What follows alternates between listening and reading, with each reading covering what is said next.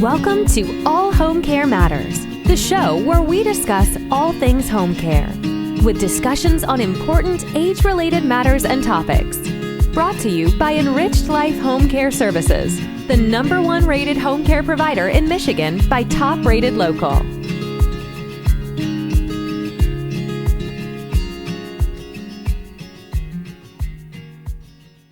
Hello, and welcome back to All Home Care Matters. If this is your first time visiting us here at the show, we want to say thank you for taking time out to be with us today. We appreciate how valuable everyone's time is. That's why we try and make each episode here at All Home Care Matters something that will hopefully matter to you. Today, we have the distinct honor of welcoming 3 distinguished guests: Sally Ewell, Professor Ralph Martins, and Cheryl Orsini, the team behind the amazing book, Dancing with Memories. Welcome. Thank you, Lance. Real pleasure. So I don't know who to start with because you all have played such an integral role in Dancing with Memories. But I think I want to start with Sally because she's credited with writing the book. And kind of, Sally, if you want to share with us where this concept and idea for Lucy and Dancing with Memories came from. Thanks, Lance. Well, I have worked in dementia care for a long time, for 30 years, and always working alongside people who are living with dementia and trying to help improve their quality of life. But about 6 or 7 years ago, my own parents were diagnosed with dementia, and it was completely different because suddenly it was personal. Even though I was deeply involved before, this became very personal, and I watched as the different family members tried to come to terms with how they would relate to my parents, who were the head of our family, in different circumstances. And there was a lot of information, like a deluge of information for mature people, for grown-up people, but there wasn't much to help kids understand dementia. And I saw that kids could be quite frightened of it. And so I thought it would be perhaps a helpful thing to help kids have a tool to start to understand dementia in their own context if we wrote a children's book. And around about, or not long after that, I was introduced to Ralph Martins, Professor Ralph, and he also had a passion for this. And so the project Dancing with Memories was born. Okay. Yeah, I know from my own experience with families we encounter and even my own children, they don't really understand the concept of dementia or Alzheimer's in a grandparent or in an elderly person. You know, and my concern is always, what if the parents aren't familiar or aware of what dementia and Alzheimer's is, and then the children can't get the information or a good understandable explanation from the parents, you know, and so you kind of are dealing with it on 2 fronts now. You have the parents who may not understand it, and then you have the children who, like you said, they might be scared to be around grandma or grandpa, or they may have these, you know, really wild, you know, misperceptions of it in their head, and they may not even share that with you until they say something down the road, and you're like, you know, what did you say? You know, no, that's not what it is.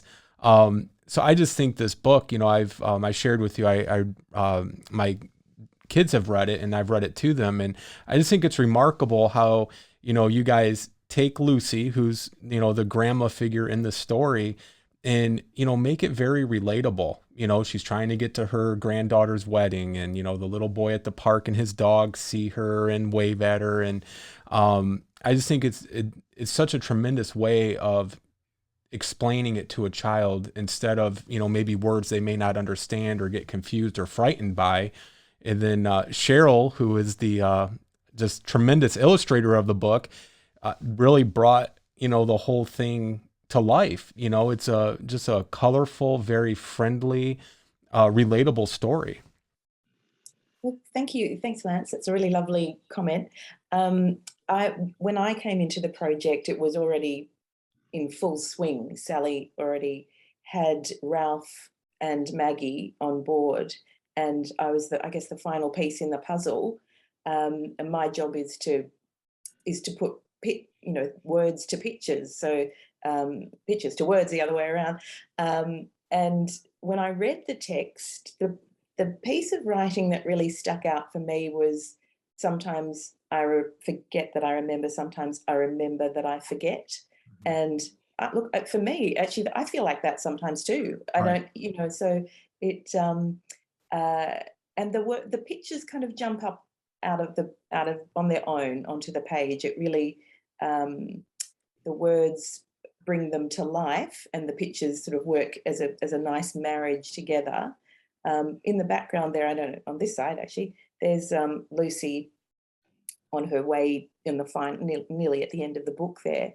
And the outfit she's wearing is the outfit that my grandmother wore to her 100th birthday. Oh, wow. Yeah, so this was a story that was close to my heart as well. My grandmother was very well, but she had age-related dementia just purely because she was so very, very old, passed away at 105. And yeah, so that's her special outfit. I remember going and helping buy that with my mum. So yeah, it was lovely. That is lovely. Professor Ralph, the end of the book, I wanted to mention, the story ends, but the book continues with some wonderful recipes that Maggie provided. But then also you have a wonderful kind of like guide for, questions and almost kind of a chart for parents to follow after going through the book with their children. Why don't you explain how you came up with those questions and, what would be good discussion topics for families who, once they read the book and they want to go a little bit further in discussing it, how would you advise them to approach that with children? I agree. I think the questions are really a great starting piece, Lance, for families to start to have discussions. And one of the common question I get whenever I give my lectures is, what is dementia? How is it different from Alzheimer's? So, so that was a nice starting point to get that going, and the family can then talk some more. And then about, is it just an old person disease, or do other people get it? So, there were a lot of questions that, that basic questions that really have impact, and the younger people can relate to a lot better. But it's definitely a starting point. And then we also brought in the notion of what can you do about dementia? What can you do to help? And I think that's very important for young people. I mean, as Sally mentioned, the idea was to reach younger people. And in my research, we are coming to recognize that Alzheimer's starts at the age of 40. Even though people are getting symptoms in their 60s, we are trying to get the message out of them that they've got to start early at changing lifestyle. But what better way to start is when you start at the very start with young children. And in addition to them now adapting a new lifestyle and maybe change the trajectory of people getting dementia, there will also be a force to help grandparents. I think there's a huge, they can play a huge role in from that perspective. And the feedback we've been getting from families, people taking photographs of their families and sending to us on Facebook and other things to show how much they've been touched by it. And many people have said to me, I wish we had it when we were younger. That's Right. a very common comment I've heard. That's wonderful. Now, Sally, I know you've worked with dementia and Alzheimer's professionally, and then it also has, touched your family personally. When you were writing this book, did you have any idea or concept of, where it was going to lead to? I know recently you shared some wonderful news about, the book and its reception, but I just feel like there's so many families that really, like Professor Martin said, there's not really a good understanding what is dementia and what is Alzheimer's. We hear that question constantly, where some people think, well, I have Alzheimer's, I don't have dementia, or I have dementia, I don't have Alzheimer's, where, dementia being the umbrella term for several variations of the form of dementia. How do you explain to families, and how do you show them where, this is something that they need to be better educated about and be more aware of, what this illness is, so that they're not scared of it? Or we see also, and you may have seen this as well, where, families, it's almost a blissful ignorance where, they don't want to, and I can appreciate and respect this, they don't want to encroach on their mom or their dad's, independence or their dignity or, their own self-respect by questioning, Mom, did you shower this week? Or, they don't want to acknowledge it sometimes, or they don't know how to acknowledge it. Is that kind of what you were going for with the book, with helping to open up that conversation with families? Thanks, Lance. That's a great question. I was trying to do three things, I think, when we set out to write the book, and I didn't know where it would go. But it was a sense of, I didn't want to die wondering. I wanted to have a go at creating something that would do three things. One, that would respect the dignity of people who live with dementia, because there's an awful lot of material that focuses on the deficits of a person who lives with dementia. But much of the person who lives with dementia is still there, not every day, but on any given day, there's always something of the person there. So something that showed that that person was a valuable person in their own right, continued to be, even if they couldn't communicate like they used to, even if they had outbursts that they never had, they're still that person. So Lucy is still Lucy. So the dignity of the person. The second thing that I wanted to do was demystify dementia for children. Children often feel marginalized in a family when a person has dementia, because often the child of the person with dementia, so in this case, maybe the mother, so you've got Lucy, then you've got Lucy's daughter, and then you've got Lucy's granddaughter. Often the person, the child, the grandchild, feels marginalized because the parent doesn't know what to do with it. The parent's in grief. The parent's sad and confused themselves. And so the children get pushed to the side, and this becomes something that you shouldn't really talk about.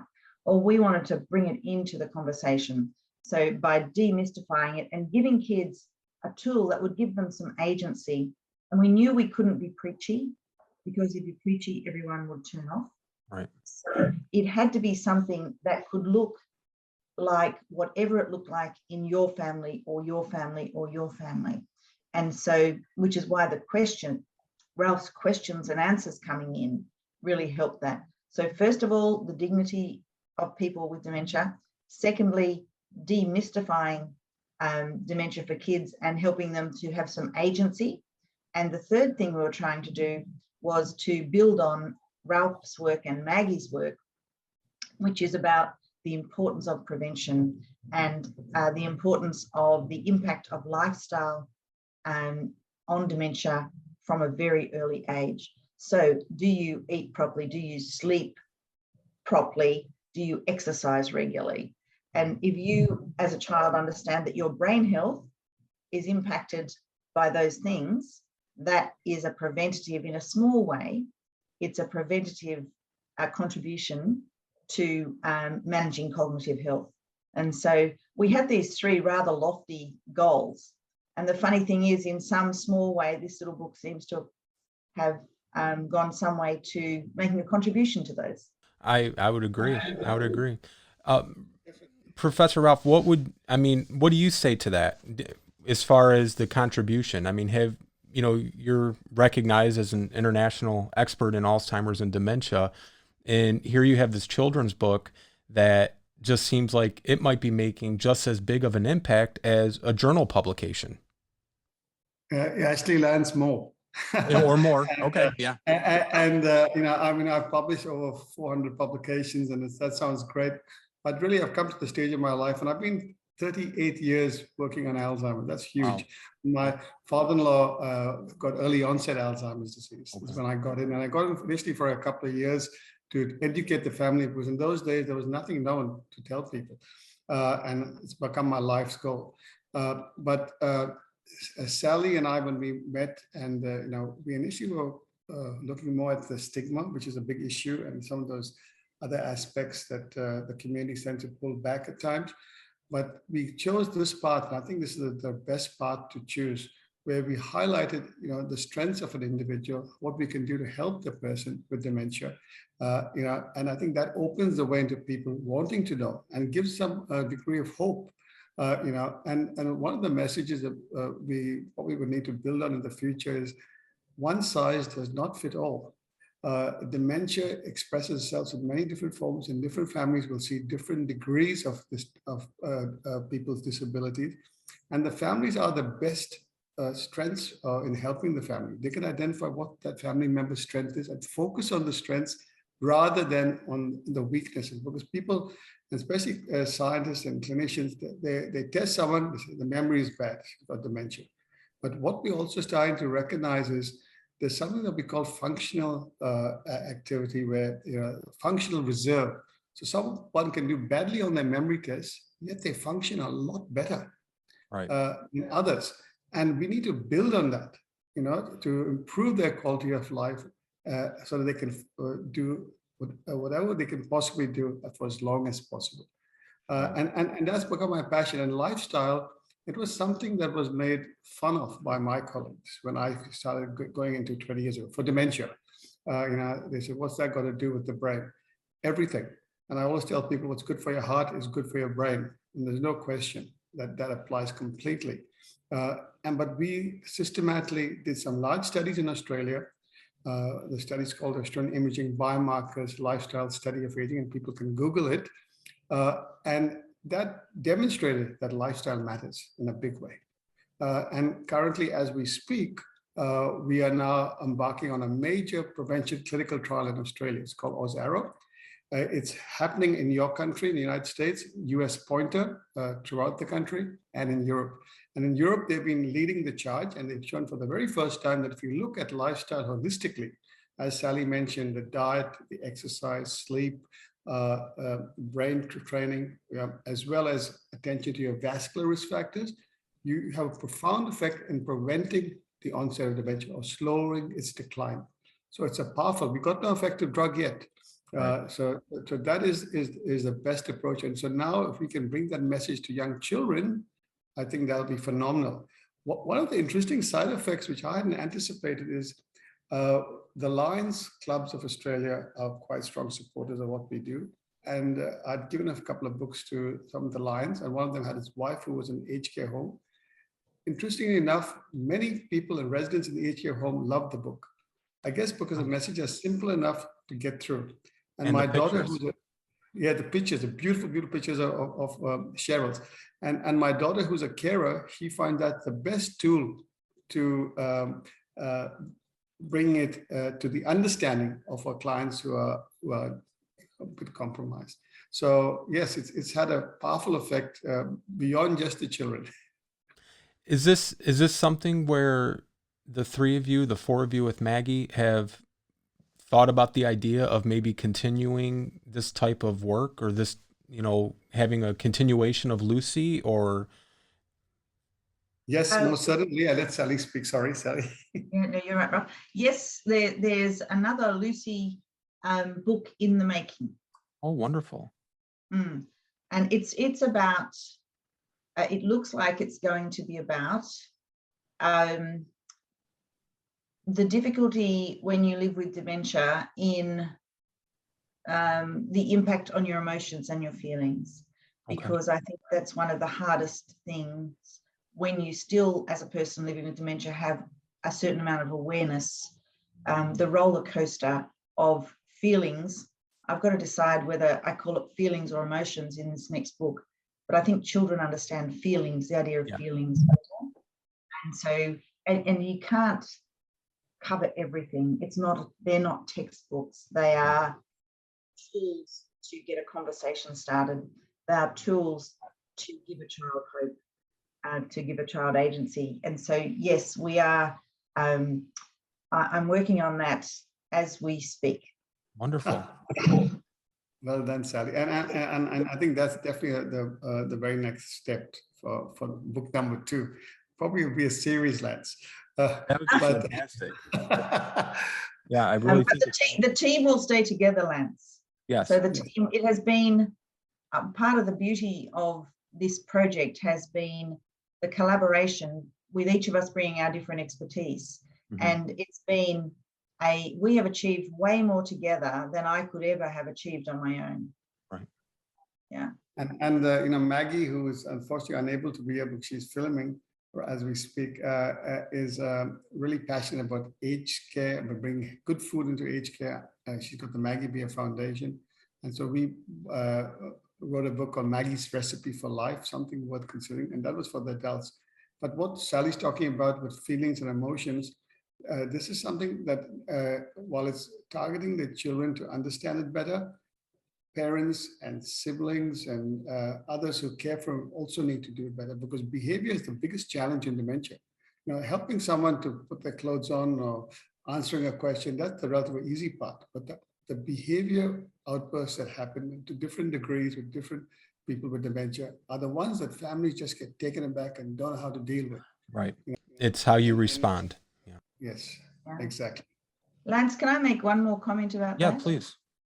Another group of people who have spoken to me in a way that I was surprised are the partners or spouses of people living with dementia. And so one gentleman would be in his 60s and his wife has early onset dementia. And the grief in his family is so much that his own children have just said, no, mum's gone. It's not my mum anymore. That's not my mum. I can't cope with it. I'm not going to deal with it. I don't want to see her. I never want to see her again. And this has been tremendously difficult for this gentleman who's had a very tight-knit family and who cares for his wife and loves his wife. She's in fact just gone into care. But he said the book has been incredibly helpful in helping his adult children approach the possibility that mum is still my mum, that mum is still there, and that even though it's hard for me to see her like that, it's important that I turn up. And I really think, that's where the awareness comes in. That's still the person. Somebody said, it's not your mom or your dad that is being aggressive or being mean or, whatever the emotion or the action is, it's the disease causing it. And it truly is. Yeah. They have no control over it, and they're doing the best that they can do. And just remembering who that person is, and still giving them that respect and that dignity that they deserve, I think is so important and crucial and can make all the difference in the world. When you, just to touch on something that, Professor Martin said, when you have a person with dementia, you've literally seen or have had one person with dementia, because there is no pattern to how it's going to affect someone or how fast or how slow it's going to progress. You just have to take it day by day. And I think so many times when a family gets that diagnosis or they have that suspicion that their loved one has dementia, they don't know what they don't know. And so they just kind of think, well, this must be how it always is. And that's not always the case. I mean, we've seen people who maybe will go a week and not talk. And you think, okay, well, the dementia has taken their speech and they're not going to talk anymore. Then a week after that, they're back to talking just like normal again. I mean, there is no set course or rule book for how somebody is going to react to dementia. But I think with a book like Dancing with Memories and the great work that you guys are doing, it at least gives families an idea of what their loved one may be going through. Oftentimes, and, I'd love to hear your guys' opinion on this, when we encounter families who have been, touched by dementia, we'll say, did they give you any advice or resources or, ideas of how to manage now that, your mom's home? Well, no, we literally got a diagnosis and we were sent home, and this is, I think, unlike any other condition or disease, I think dementia is one where it's not as simple as you're getting a diagnosis and you're on your way, because we've said, there is no a pill to cure it. There's no medicine that's going to make it better in, 7 to 10 days. And you don't know what to expect from day to day sometimes. And I think that's the part that weighs the heaviest on the families. And when they don't understand it, we've even had people say, well, I don't know why my mom's doing this or talking to me that way. And we explain it to them. That's not your mom talking. That's still your mother, but it's not her words. It's the dementia that's bringing it out of her, and she can't help it, and it's hard for families to wrap their head and understand that. Yeah, I mean, Lance, what you mentioned is a universal problem, including in Australia. I do my research. I am very into doing research. I want to get early diagnosis, prevention, and treatment for Alzheimer's. But we have so many people come to us, just had a diagnosis where for their mom or dad, what can we do? And so this is what I do on my side job, trying to advise them, because there was nothing there for them. Thankfully, in Australia, that's now starting to be addressed. We put in a major program we're trying to get underway, where we're trying to educate the doctors, because the GPs are the first port of call in Australia, at least. And most of them just don't know what to do. And so they need help, and they need to be education. And that will then help provide more information to families. That's a huge gap there. There's no question about it. Coming back to your earlier comment about Sally and the caring for loved one with dementia and family being affected. Sally is exceptional in her family. They've all banded together, and what they're doing for their mother is like a gold standard in my eyes. Most or many families, including my own, is where some members of the family kind of break away. They don't want to know, whereas others soldier on and do it. And I think this book will help probably enlighten those lost, so what I call the lost family members, who can see, like you said, mom is alive inside. She has feelings. Yes. She will react to your love and your kindness. Maybe she can't speak as well, but she can do that. And I think that message, if you can get that through, I think that'll be really. And I think if anything, they need your love and support more now than they did before. You know, it's one of those things where, like you said, universally, there needs to be better awareness for families. And we had a couple weeks ago, we had the director of the Wickings Institute on for dementia research. And, you know, when he and I were talking, I'm a big proponent of it has to start at the medical schools, you know, because the medical schools are the doctors of tomorrow.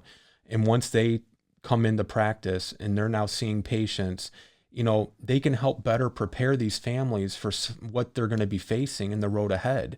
Because like you said, some family members, they disappear. And I don't know, and I don't want to be too harsh on them, other than I think some of that disappearing is more so they don't want to remember mom or dad how they are now. They want to keep that memory of who they were. And, you know, that's when we tell them that's still your mom. They still are who they were, but now, you know, they need your support because they have a tough road ahead. And, you know, you got to be there for them. And some of them, they just said emotionally, they just can't face it, you know, and I'm not going to judge somebody on what they can and can't do. But, you know, I think if there's a better awareness and preparedness for what they're going to be facing, it may help in that, you know, so that they know what to expect, so they're not caught off guard. Definitely. And you mentioned the professor from Tasmania, Professor James Wickers, who's a colleague of mine, wonderful guy. And they are leading the charge in Australia to educate the community to community-based courses. Yes. And many of them have become champions. I mean, Tim England, who Yes. you know is a dementia champion, very active and engaged with us. So you know, that's wonderful. We need more of that. And more people, and that's a mechanism by which some people can go and get better informed after reading this book. Maybe they do a course. Absolutely. Maybe. Well, and you know, and to touch on that, you guys and Sally were kind enough to send us 20 copies of Dancing with Memories that are going to be available for the listeners and viewers of this interview. And we're going to send it to them free of charge, no shipping or handling fees, to help spread the word, you know, because I don't know how readily available the book is here in the United States, but I know you guys are have some exciting things going on with Dancing with Memories, and I'm sure more and more people are going to become aware of it very soon, especially now that Lucy is getting a sequel. Right.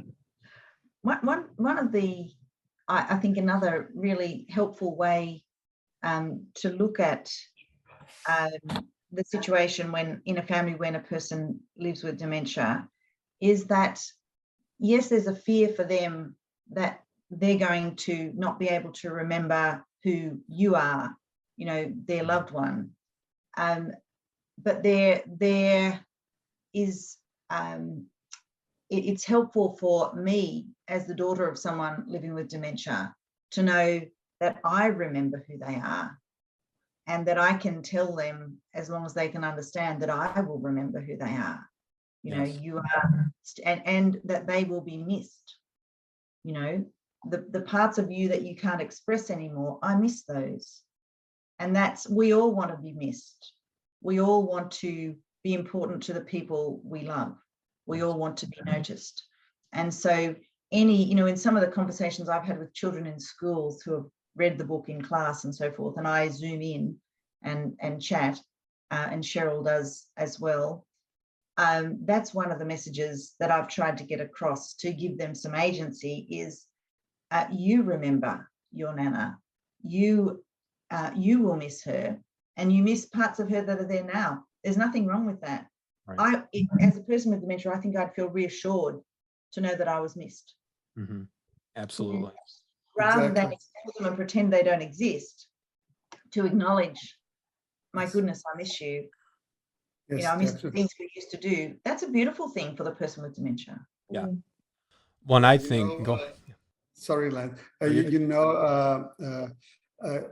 It's so important to identify, like I said, what their strengths are, and then try to build on that. And one of the things we did in our own family was we basically got an iPhone for the mother of my children, and we started communicating it because we found out her visual memory was very good.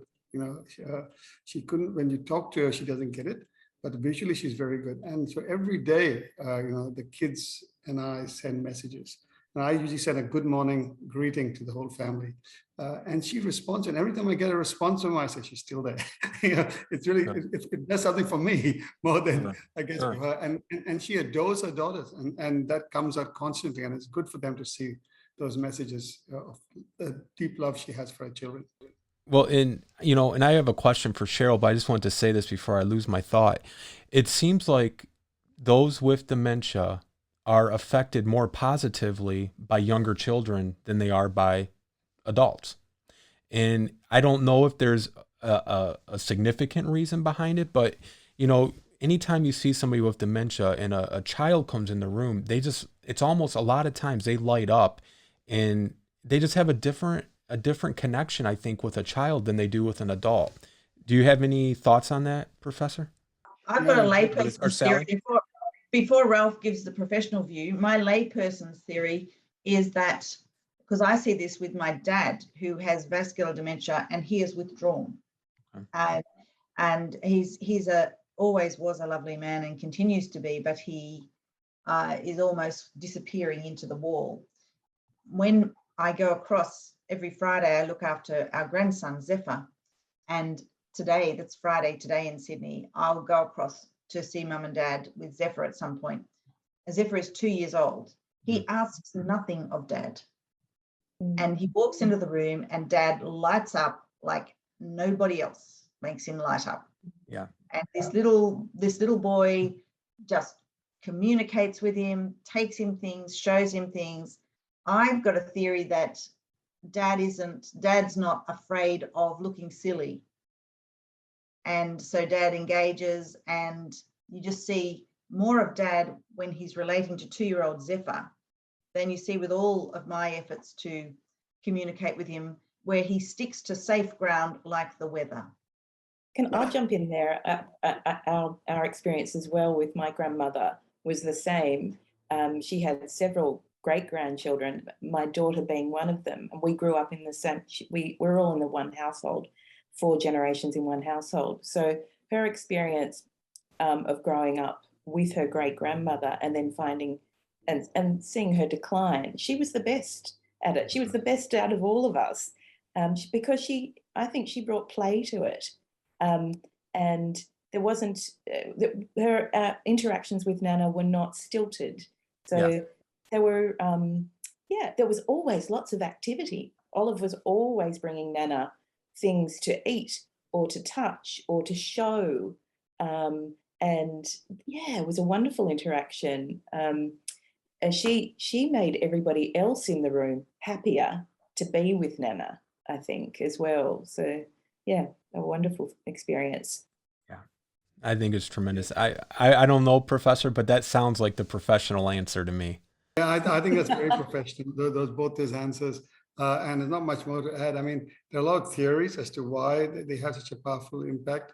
One is that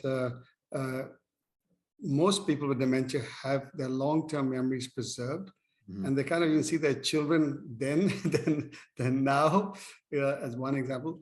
But little children too are basically non-judgmental. They're so spontaneous. They, even with our best of intentions, we have some barriers. This is just me speaking now. To presenting ourselves to our loved one, but with them, they just go for it. And what really struck me was a program that we have here in Australia on ABC, where there was a interaction between young children, 6-year-old plus, with older people in the community. And these older people, when they started the program, they were depressed. They said, "There's nothing in my life." And you see them come to life over a period of a couple of months. And this just shows the power of these little children. I know one of our local schools in the area, they before COVID, of course, they had a field trip. This was their field trip, was to a care home or a nursing home, and they all were given an assignment to make cards to hand out. And I just thought, what a tremendous, tremendous idea. I think there should be more of that. I think that would be so helpful and uplifting, not only for the patients or the residents, but also for the children, to help get, a more of an awareness of what a lot of elderly may be going through. That gives me such a great idea for our activities, Sally, just talking to you. I think that's a wonderful activity to get kids involved in making artwork and cards, directing, that to all sorts of people in care. Yeah. That would be just wonderful at home and in nursing homes. Yeah. Because, the sad reality of it is a lot of these elderly people, their children may live out of state. They may not have any children. I mean, they might not get visitors, and just an uplifting, experience. And I think it could be educational as well, So Cheryl, I have a question for you. With the new book coming, do you have new ideas for your outfits and cheer? Well, it's so funny that you should say that, because my mum and dad were here for dinner last night, and pretty much every time they come over, Mum will bring something of Nana's, because I have a lot of Nana's clothes. She used to get her clothes made for her because she was quite small. Okay. And she brought me a shirt of Nana's yesterday, so I totally could see this in the new book. I could rather get it, but I won't. But I will say I love the idea of it being a roller coaster of feelings in the next book, and I can immediately see images for that. I think one of the things that an illustration can do that perhaps a textbook can't do is give joy where there isn't often joy. Yeah. So when you talk about a roller coaster of emotions, it can make you anxious to think that your loved one is going through that. But I think to see it visually with as much color as I can possibly inject in it, then and movement, I think it makes it so much easier to feel. Right. Well, and I will agree with you 100% as a father, because if I ask my daughters, who are both starting to read, well, my one daughter has been reading for a couple of years now. My other is just getting into reading, and our youngest, not yet. But if I gave them a book about dementia to read without the wonderful job and the creativity that you used, I think it would almost be less helpful than with the color and the pictures, because I don't think they would grasp it. And I think it would leave them with more questions than not, because I think I'll give you an example. The first time I read this, and I didn't know, what the story was going to be about, and I hadn't given it to the kids yet. When she got on the bus and she didn't have her bus pass, And then when she's trying to get a hold of the bus driver, and I don't want to ruin the story, so I'll just say a little bit, and she didn't recognize where she's at. We had a real life situation with a family we helped where their mother, she wasn't on a bus, but she was driving around a very large city for over 12 hours on a very hot summer day. And finally, the gas station that she went to 3 different times that day to fill her car, finally it dawned on them something's not right. They called the police, and thankfully this lady was then taken to the hospital because she was severely dehydrated, almost passed out from heat exhaustion. And she just said, I could not find my way home. I could not. And she just kept driving around for 12, 14 hours that day. And thankfully, she went to the same gas station each time. I mean, that's a real blessing because otherwise she may not have lived. So when she's on the bus, I'm thinking, where is this going? You know, like, how is she going to make it to the wedding? Is she going to be okay? And, you know, I could see an adult reading the book and getting just as much out of it as a child. If they don't understand dementia and they don't have any background in it or awareness, I think it's helpful for anybody, you know, that wants to have a good overview and understanding of it. But I think the pictures make all the difference in the world. Most certainly. Most certainly. I mean, I just love this picture. Like I said, I've got 400 publications. Nothing excites me and gives me pleasure as this one. Every time I look at it as though I got Alzheimer's, I get a joy out of it, a huge joy out of it. And that just shows the magic of Cheryl's art. The next time you submit a journal article, you have to have Cheryl do some illustrations for you. Yes, yes. Thank you, Cheryl. That'd be lovely. I'm there. Wonderful. Is there anything else you guys want to add? I think it's been a lovely opportunity. Thanks, Lance, to It's our pleasure. talk about Dancing with Memories. And our hope really is this was a heart project, and all of us have an investment in, from the heart in people living with dementia. And so if this in any way helps a child or a family better understand that they have an important role to play, and that even though it's scary, we're not trying to sugarcoat dementia, because it's not a nice disease, but it's there, and that each of us has a different role to play, and it'll be different on any one day. And so this is a start to a conversation. It's meant to be. It's not meant to be prescriptive. It's not a rule book. It's just saying you've got a role to play, and trying to give you some ideas about what that might look like in your family, and exploring what that might look like in your family. So I think any person in the world who gets to understand that a bit better, if Dancing with Memories can make a contribution to that, then I think that's a wonderful thing, and I'm really thankful for it. So thanks for the opportunity to reach your audience. Well, and thank you for all of your time. We knew of Dancing with Memories just about a year ago. That's actually how we met Tim England, the dementia expert. And, him and I become fast friends of the show, and, it's just led to some tremendous relationships. I am going to be donating one of the copies to my daughter's school, so that they can have it there and share it with, the classes. And then we will have the details and contact information and everything in the show notes for the episode, as well as the links to reaching the video and the interview. And I just want to say thank you again, all three of you, for being on with us today. I know how early it is in Australia, so I don't want to take advantage of your time too much, but it's just been a real honor to have all three of you here with us. And thank you so much for the tremendous work you're doing on behalf of Alzheimer's and dementia, and helping to raise awareness. Well, thank you so much, Lance, for having us, and thank you for what you're doing. I think what you're doing is amazing, reaching out there to so many people, because there's a huge gap that needs to be filled. I think the book partly does this, but what you're doing, is outstanding. We need more of you to get that. I appreciate that. Thank you guys so much, and we'll see you next time when you get the new book out. Thanks, Lance. Wonderful. Thanks, Wonderful. Lance. Thanks, Bye. Lance. Thank you. Bye, Lance. Bye-bye. Thank you for joining us today at All Home Care Matters. All Home Care Matters is here to help families as they navigate these long-term care issues.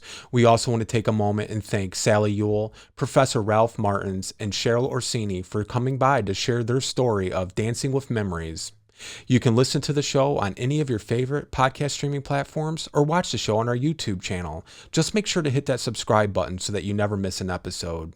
And we invite you to visit us at allhomecarematters.com, where there's a private, secure, fillable form where you can give us feedback, show ideas, or if you have questions. Every form is read and responded to. We look forward to seeing you next time on All Home Care Matters. Thank you. Thank you for joining us today. We look forward to you joining us again on another episode of All Home Care Matters. To learn more about the show and to connect with us, visit us at allhomecarematters.com.